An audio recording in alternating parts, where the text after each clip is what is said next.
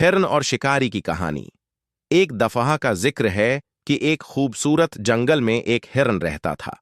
वो बहुत चालाक और तेज था, लेकिन अपनी जिंदगी के बारे में बेफिक्र रहता था। जंगल में उसकी बहुत इज्जत थी क्योंकि वो सबसे तेज दौड़ता था। एक दिन एक शिकारी जंगल में आया जो माहिर शिकार था। इसका मकसद हिरन को पकड़ना था और उसने हिरन का पीछा करना शुरू कर दिया।